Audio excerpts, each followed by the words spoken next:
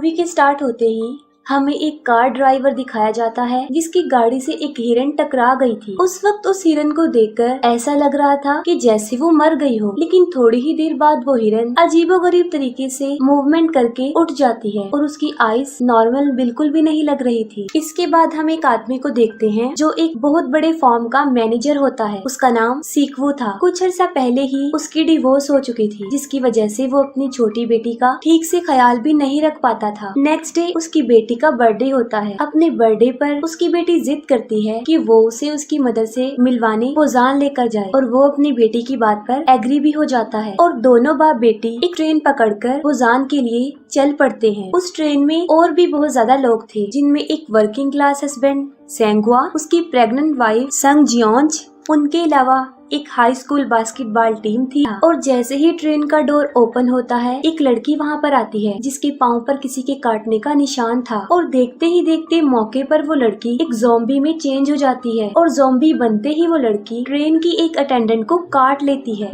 उसके काटते ही वो अटेंडेंट भी ज़ॉम्बी में बदल जाती है। बस ऐसा होते ही ये वायरस बहुत तेजी से उस ट्रेन में फैलने लगता है, जिसकी वजह से बहुत से लोग इसकी लपेट में आ जाते हैं। इस ट्रेन में ट्रेवल करने वाले कुछ पैसेंजर्स ट्रेन के उस बॉक्स को जहाँ पर ये इन्फेक्शन फैला था छोड़कर किसी दूसरे बॉक्स में चले जाते हैं और अब वो जिस बॉक्स में जाते हैं वहाँ पर ये ज़ॉम्बी इन्फेक्शन अभी तक नहीं आया था। ट्रेन की न्यूज ब्रॉडकास्ट में बताया जाता है कि ये ज़ॉम्बी इन्फेक्शन न सिर्फ उस ट्रेन में बल्कि पूरी कंट्री में फैल चुका है और मैक्सिमम लोग इसकी लपेट में आ चुके हैं। और जब ये ट्रेन किसी दूसरे स्टेशन पर जाकर रुकती है तो सारे पैसेंजर्स सिटी की तरफ भागते हैं, लेकिन बाहर निकलकर वो अपने इर्द गिर्द देखते हैं कि यहाँ तो पहले ही वो ज़ॉम्बी इन्फेक्शन बुरी तरह फैला हुआ है, जिसकी वजह से वो वापस ट्रेन की तरफ भागते हैं। ट्रेन में बैठने की भगदड़ में लोग अलग अलग डब्बों में बैठ जाते हैं। तब ट्रेन का कंडक्टर इस ट्रेन को पोजान की तरफ ले जाने का सोचता है, क्योंकि उसे रिपोर्ट मिली थी कि चंद बचे कुछ शहरों में पोजान भी एक शहर है जहाँ अभी तक ये इन्फेक्शन एंटर नहीं हो सका। सीक्वू, सेंगवा और यंगुक ट्रेन में रास्ते ढूंढते हुए बाकी पैसेंजर से भी मिलते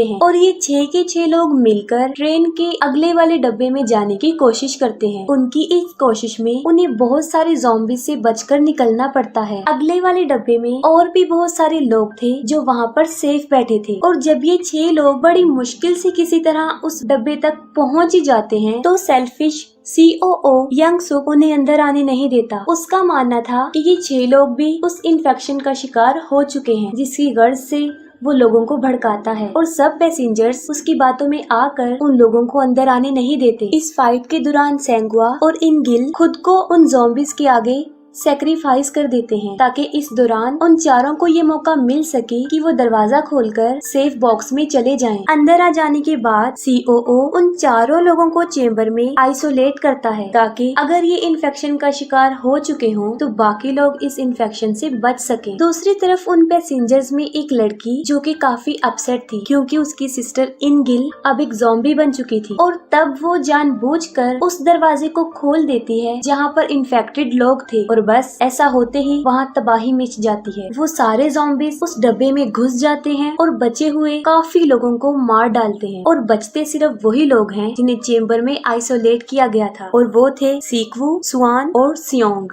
इनके अलावा COO और एक ट्रेन अटेंडेंट खुद को बाथरूम में बंद करके अपनी जान बचा लेते हैं। फिर हम देखते हैं कि इस ट्रेन का रास्ता ब्लॉक हो चुका था, जिसकी वजह ये थी कि उस स्टेशन की पटरियां बंद थी और जैसे ही वो ट्रेन अपने स्टॉप पे रुकती है बचे हुए पैसेंजर्स किसी दूसरी ट्रेन की तलाश में निकल पड़ते हैं और इसी तलाश में वो सब एक दूसरे से बिछड़ जाते हैं। वो COO एक बार फिर से खुद गर्जी का मुजाहिरा करता है। वो अपनी जान ट्रेन अटेंडेंट को उन ज़ॉम्बीज की तरफ धक्का देकर बचाता है, जिससे वो अटेंडेंट की भी मौत हो जाती है और वो सेल्फिश युनसुक बच जाता है। अब यहाँ पर युनसुक वैसे तो बच गया था, लेकिन उसे एक ज़ॉम्बी ने काट लिया था और डेफिनेटली वो खुद भी अब एक ज़ॉम्बी बन चुका था और वो बचे हुए उन लोगों पर अटैक कर देता है। सीक्वू ज़ॉम्बी युनसुक से लड़ता है, लेकिन इस फाइट में युनसुक उसे काट लेता है। सीक्वू यहाँ पर समझ जाता है कि अब क्योंकि क्योंकि उस ज़ॉम्बी ने उसे काट लिया है तो अनकरीब वो भी ज़ॉम्बी में बदलने वाला है। ये सोचकर वो अपनी बेटी और सियोंग को इंजन वाले रूम में बंद करता है और जाने से पहले वो अपनी बेटी से अपनी लाइफ के लास्ट वर्ड कहता है। अब जाहिर है सीक्वो ने ज़ॉम्बी बन जाना था, तो जैसे ही वो फुल ज़ॉम्बी बनता है वो ट्रेन से कूद जाता है और यहाँ पर सीक्वो काफी इमोशनल हो जाता है और वो मरते हुए भी उन मोमेंट्स को याद करता है जब उसकी बेटी बिल्कुल छोटी सी थी और उसने उसे अपने हाथों में उठाया था। और अब ट्रेन फाइनली पोजान पहुंच जाती है और तब दो लोग स्वान और सियोंग वहाँ पर उतरते हैं और ये दोनों ही थे जो उस ट्रेन में सरवाइव कर गए थे। वो आगे की तरफ जाते हैं जिसकी दूसरी तरफ कुछ सोल्जर्स थे और ये सोल्जर्स बॉर्डर को ज़ॉम्बी से डिफेंड कर रहे थे और उन दोनों को देखकर वो समझते हैं कि शायद ये दोनों भी ज़ॉम्बीज हैं और बस वो उन दोनों को शूट करने ही वाले होते हैं कि तभी उन्हें स्वान के सॉन्ग की आवाज आती है, जिससे वो समझ जाते हैं कि ये कोई ज़ॉम्बी नहीं बल्कि रियल ह्यूमन सरवाइव है। स्वान वही सॉन्ग गा रही थी जो वो हमेशा से अपने फादर के लिए गाना चाहती थी, लेकिन आज वो अपने फादर की डेथ के बाद उनको याद करके ये गाना गा रही थी।